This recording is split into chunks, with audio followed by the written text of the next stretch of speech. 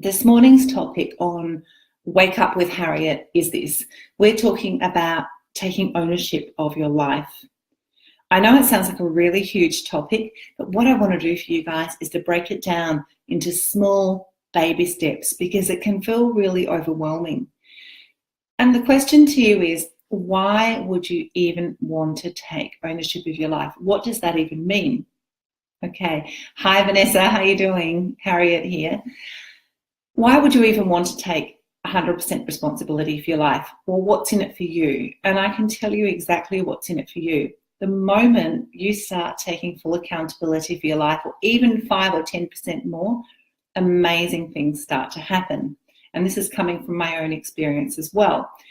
Is that if you're feeling like the victim of circumstance at the moment, if you're feeling like that little ping pong ball of life and you're just being thrown around all over the place, when you start to apply some of these principles, you take back the power.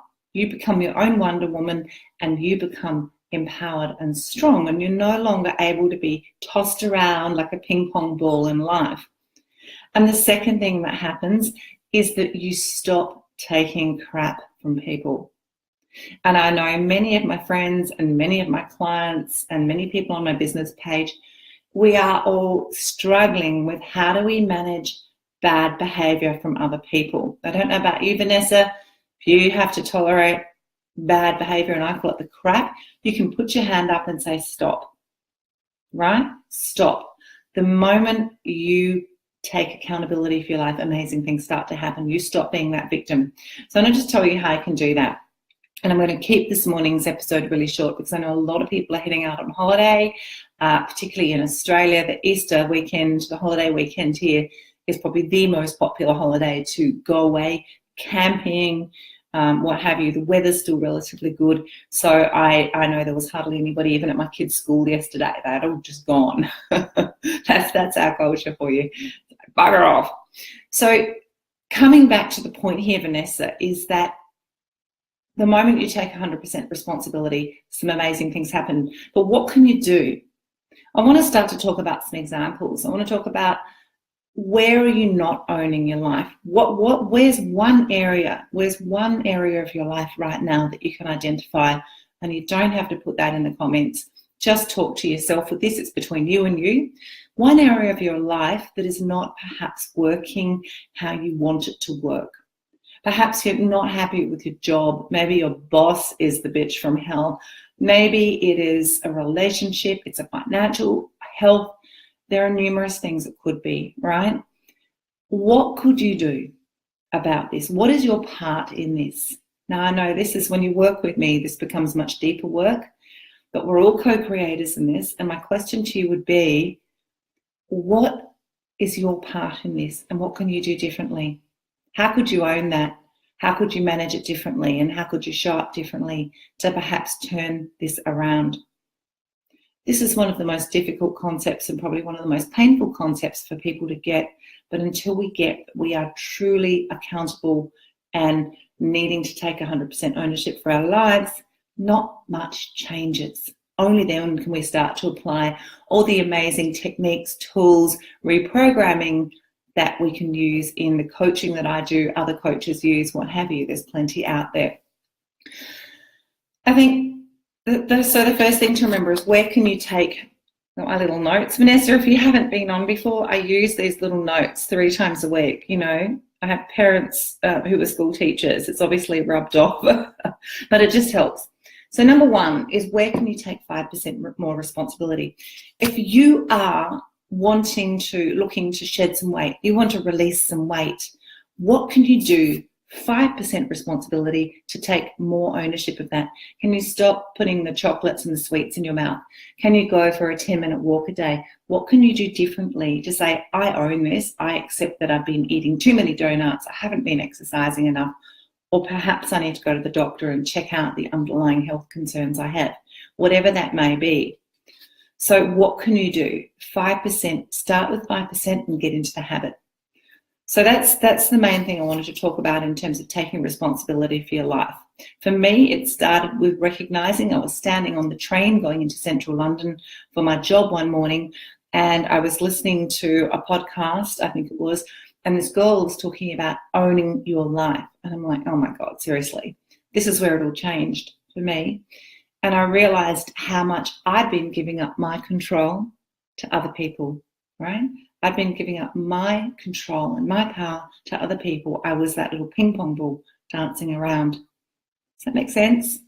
The moment you say, I'm no longer allowing myself to be battered around like that, that's got to stop. What can I do to change that? That might be in the way you communicate, in the way you give feedback, whatever it may be. The moment you say, I'm going to take at least 5% more responsibility for what is happening to me right now, you will become so empowered. You, as I like to say, will become your own superpower. You'll become your own Wonder Woman or whatever it might be for you. That makes sense. Okay? The second thing I want to talk about as we go into the holiday weekend, guys, is this. Okay? You are potentially, if you celebrate Easter, if you're going to be joining with family, friends, whatever it may be, over this holiday weekend, over the Easter weekend, there are going to be triggers for you. I mean, hey, look, we all get triggered by family, by friends, by comments, things that happen. But I want to talk about this. E plus R. I know it's a bit heavy on a Friday morning, but let's go with it because this is going to help you out a huge amount. E, that way. E plus R equals O. Event plus response equals outcome. Let's talk about that. So here you are, you're having holiday lunch, Easter lunch with your family. You know that the mother-in-law is always going to say something to trigger you, to trip you up. You know you're going to feel that internal rage. You're going to be so pissed off that you don't know how to deal with it. And you know you're going to fly back with a really nasty comment and it all escalates. What you can do when it comes to event plus response equals outcome is become much more aware, guys, much more aware that how you choose to respond. You cannot change necessarily the event, all right? You cannot necessarily change what that event is that's occurring. You cannot change other people's behaviors. That's not going to happen. The only thing you can do is change this, the response, okay? You can change the response, which is going to change the outcome. So if it's the mother-in-law scenario that you know is going to make some snarky comment towards you, instead of responding with your normal, whatever it may be, fly back with a nasty comment or burst into tears, it might be this time that you choose to respond differently and say, do you know what, that's her opinion. You may even choose to say, listen here, mother-in-law, I appreciate that you have an opinion, I respect that, but it's not helpful. You might need to step up and actually give her some feedback. Think about how you're going to respond because that will determine your outcome. At any split second in time, you can choose to get pissed off with that driver who cuts you off in the traffic and rant and rave and beep your horn, or you can choose to go, that guy, that girl is having a bad day. I'm just going to let it go because I'm not going to let that person impact me and how I'm feeling my day. That is what we call taking back the power, guys. That is you saying, I'm not going to be disturbed by other people's crap. That's what we're talking about here. And we see so much of this over the holiday weekends because people are triggered. People are triggered by family, events, scenarios, celebrations, anniversaries, right? This is the prime time where families have arguments, particularly Christmas, right? It's a difficult time. So think about that. Think about how are you going to respond to these scenarios?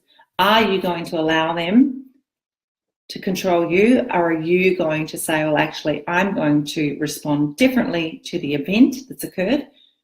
Snarky mother-in-law, idiot driver in traffic, somebody, the one that gets my go, people going through the express lane in the supermarket with a trolley full of groceries.